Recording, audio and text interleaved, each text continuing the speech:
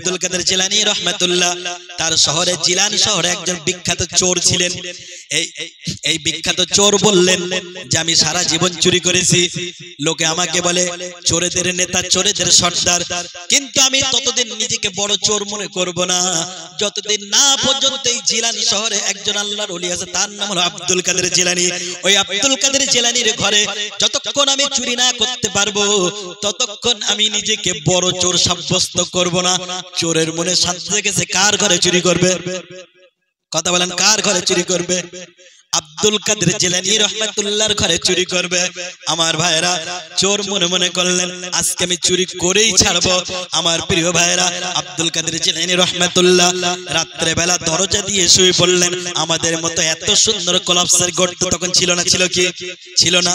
ভাঙা বেড়া এমন দরজা হালকা লাগিয়ে দিলেন, লাগিয়ে দিয়ে ঘুমিয়ে পড়লেন। চোর রাত্রে বেলা নিজেকে সুন্দর করে পরিপাটি করে চুরি করার প্রস্তুতি নিয়ে আব্দুল কাদের জিলানী রাহমাতুল্লাহর ঘরের ভিতরে চলে গেলেন। আমার প্রিয় ভাইরা চোর যখন চুরি করলো, চুরি করার পরে ঘরের সমস্ত সামান মালপত্র গুছিয়ে নিল। গুছিয়ে নেবার পরে চুরির পোটলাটা নিজের কাঁধে নিলেন। কাঁধে নেবার পরে দরজাটা খুলতে যাবে, কিন্তু যেই মাত্র দরজা খুলতে যাবে চোরের যেন মনে হলো ওই দরজাটা বাইরের দিক থেকে কেউ একজন টেনে ধরছে। জোরে বলেন সুবহানাল্লাহ।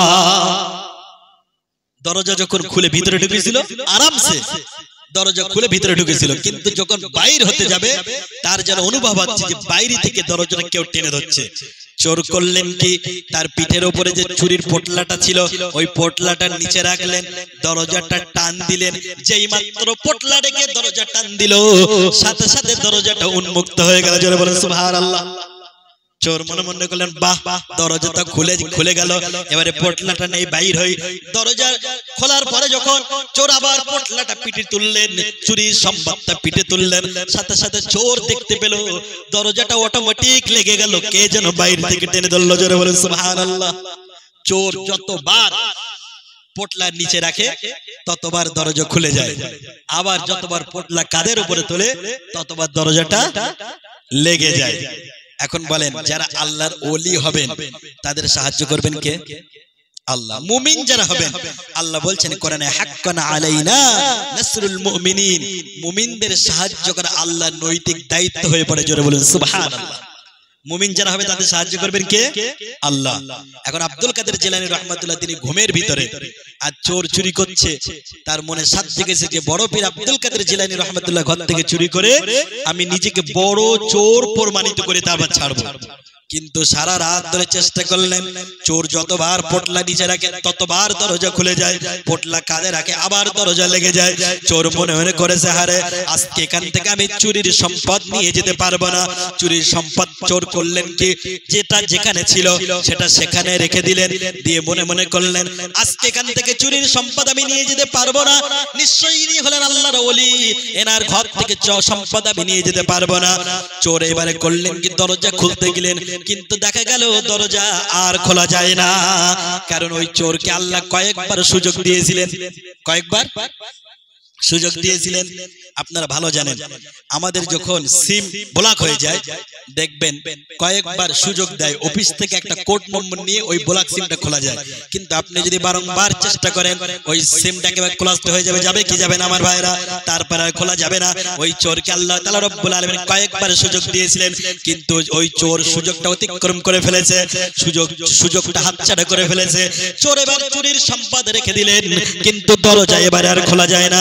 চোর মনে মনে চিন্তিত হয়ে গেলেন আর মনে মনে ভাবলেন নিশ্চয়ই আব্দুল কাদের জিলানী রাহমাতুল্লাহ এইবার তাহাজ্জুদের জন্য ঘুম থেকে উঠে যাবে, আর যখনই উঠে যাবে আমাকে ধরে ফেলবে, অথবা আমাকে পালাতে হবে, আত্মগোপন করতে হবে। কোথায় আত্মগোপন করব?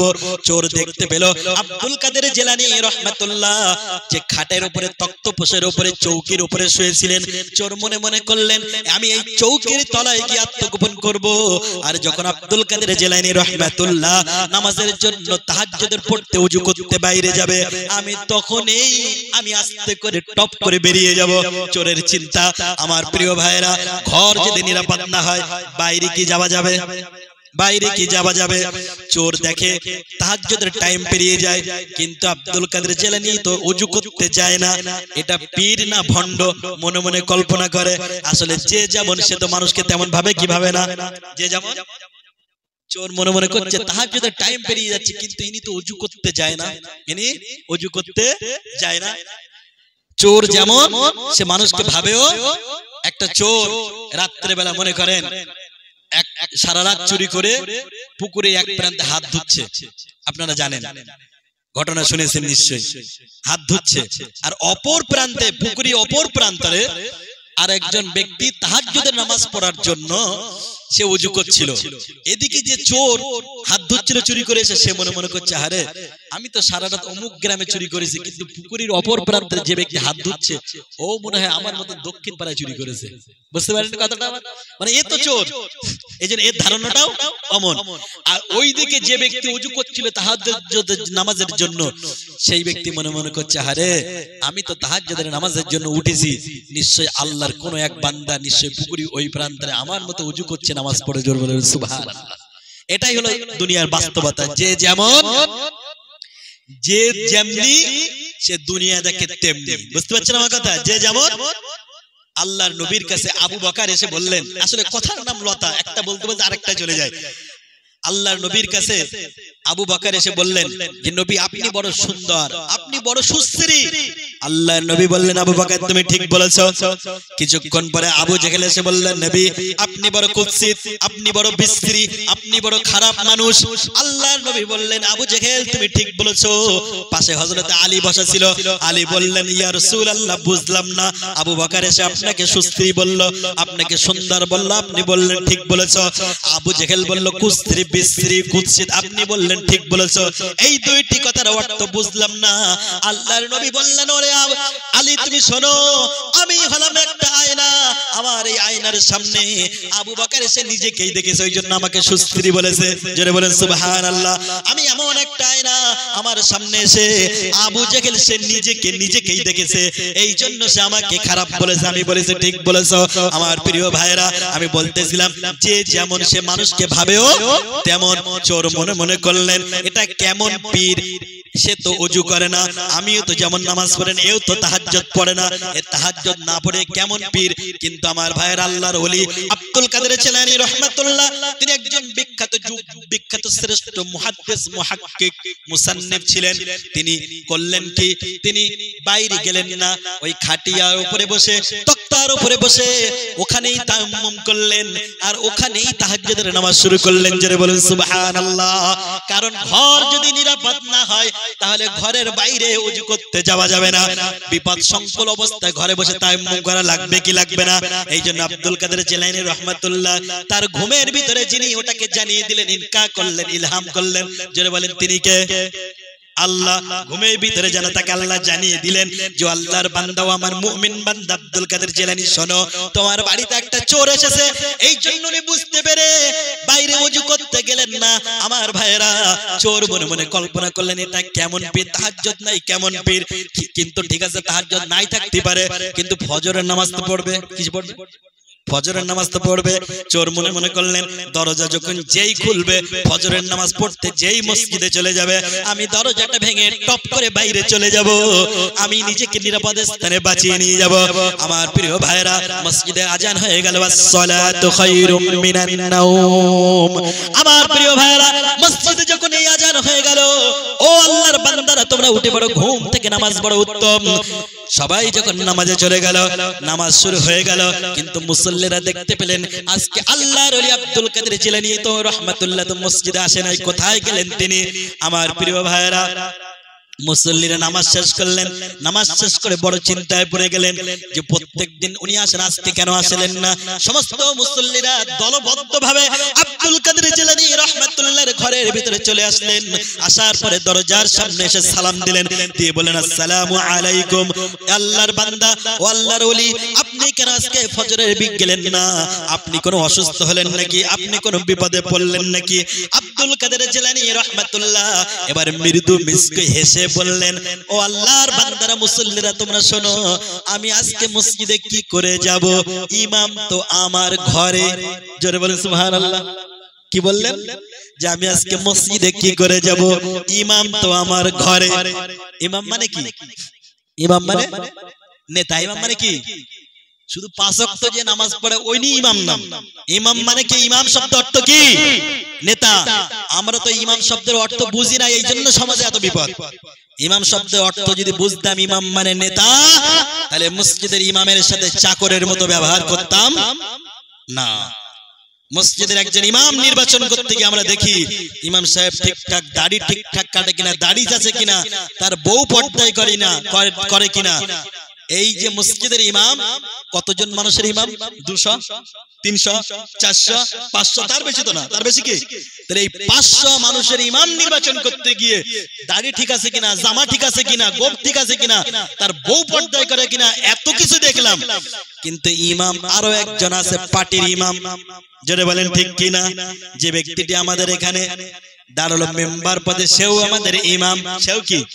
সেও ইমাম। আমাদের মসজিদের ইমামের কাছে কোন রাষ্ট্রীয় সম্পদ আসে না, অতএব মেরে খাবার ভয়ও নেই। তাকে নির্বাচন করতে গিয়ে কত কিছু দেখলাম, আমানতদার কিনা দেখে নিলাম। কিন্তু পার্টির ইমাম, যে ব্যক্তিটি এলাকার মেম্বার হবেন, যে ব্যক্তিটি এলাকার প্রধান হবেন, যে ব্যক্তিটি এলাকার এমএলএ হবেন, তিনি হলেন আমাদের নেতা। ওই নেতার কাছে রাষ্ট্রীয় সম্পদ আসবে, আমপানের ত্রিভল আসবে, সে মেরে খাবে কি খাবে না, তার কাছে আমানতদারিতা আছে না নাই, সে আল্লাহতে বিশ্বাস করে কি করে না। যারা অমুসলিম তারা নিষ্ঠাবান কিনা এটা আমরা দেখি না। দেখি কি? দেখি না। কারণ আমরা জানি ইমাম মানে মসজিদে ইমাম আলাদা, আর ইমাম মানে পার্টির ইমাম আলাদা। এই জন্য আমাদের কপাল পড়েছে ইমাম মানে হলো নেতা। এই জন্য আব্দুল কাদের জিলানী রাহমাতুল্লাহ বললেন, ও আল্লাহর বান্দারা শোনো, আমি মসজিদে কেমনে যাব? আমার ঘরের ভিতরেই তো ইমাম একজন আছে। জোরে বলেন সুবহানাল্লাহ। সবাই দরজা খুললেন। দরজা খোলার পরে দরজা খুলে ঘরের ভিতরে দেখছে, এদিকে তাকায় ওদিকে তাকায়, কাউকে দেখে না। দেখা কি যাবে? দেখা যাবে না। মুসল্লিরা বললেন, হুজুর আপনি বললেন ইমাম আপনার ঘরের ভিতরে, কিন্তু ইমামকে তো দেখি না, ইমাম কোথায়? এবারে আব্দুল কাদের জিলানী রাহমাতুল্লাহ মিসকে হাসি দিয়ে বললেন, আমার ঘরের ইমামকে তোমরা তো দেখতে পাবে না, কারণ ইমাম এখন চৌকির তলা। জোরে বলুন না সুবহানাল্লাহ। আর একটু চিৎকার দিয়ে হবে না সুবহানাল্লাহ। আমার ভাইরা, উনি বললেন ইমামকে তোমরা তো দেখবে না, ইমাম এখন চৌকির তলায়। এই ইমাম সেই ইমাম না, এই ইমাম হলো চোরেদের ইমাম। কাদের ইমাম? চোরেদের ইমাম। এই ইমাম এসেছিল চুরি করতে। আমার প্রিয় ভাইরা, এমন কথা যখন বললেন, এই কথাটা চোরের কানে চলে গেল। ওই কানে শুধু যায় নাই, ওই কান থেকে ওই কথাটি একদম কলবের ভিতরে চলে গেল, চোরের হৃদয়ে আঘাত করলো। চোর এবার বুঝতে পারলো, আরে ইনি কোন সাধারণ মানুষ না, নিঃসন্দেহে ইনি একজন আল্লাহর ওলি। জোরে বলেন সুবহানাল্লাহ। চোর এবার বেরিয়ে পড়লো।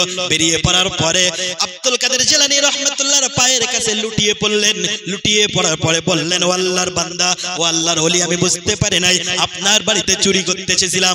আমি আমার জীবনে যত ভালো কাজ করেছি তার ভিতরে সবচেয়ে একটা ভালো কাজ হলো আপনার বাড়িতে চুরি করতে আসা। কারণ এই ভালো কাজটা যদি আমি না করতাম, তাহলে আমি আমার জীবনের ভুলগুলো বুঝতে পারতাম না। জোরে বলেন সুবহানাল্লাহ। ও আল্লাহর ওলি, আমি আপনার বাড়িতে চুরি করতে এসেছিলাম আর মনে করেছিলাম নিজেকে বড় প্রমাণ করব, বড় চোর হিসেবে, চোরেদের নেতা হিসেবে, ইমাম হিসেবে প্রমাণ করব। কিন্তু আমি বুঝতে পেরেছি আপনি হলেন খাঁটি আল্লাহর ওলি। ও আল্লাহর ওলি, আমি আর জীবনে কোনোদিন চুরি করতে আসবো না, আর জীবনে কোনোদিন চুরি করব না। আমি আপনার হাতে হাতে বায়াত হতে চাই, আমি মুসলমান হতে চাই। জোরে বলেন সুবহানাল্লাহ। চোর চুরি করতে আসলো ইমাম আব্দুল কাদের জিলানীর ঘরে, আসলেন চোর হিসেবে আর বাইর হলেন আল্লাহর ওলি হিসেবে। জোরে বলেন সুবহানাল্লাহ।